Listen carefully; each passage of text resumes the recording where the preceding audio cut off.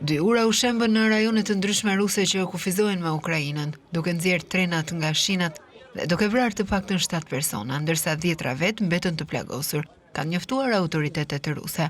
Zonat në jug të Rusisë kanë qenë subjekti sulmeve të shpeshta nga Ukraina gjatë luftës që ka nisur më shumë se 3 vjet më parë.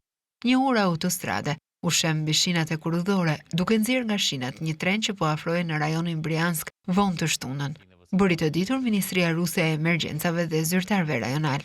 Guvernatori i Brianskut, Aleksandr Bogomaz, tha në Telegram se 47 persona ushtruan në spital, përfshirë edhe fëmijë. Sa kaq, një tjetër shembje ndodhi në rajonin e Kurskut herët të dielën, teksa një tren mallrash po kalonte urën, njoftoi guvernatori në detyrë i rajonit.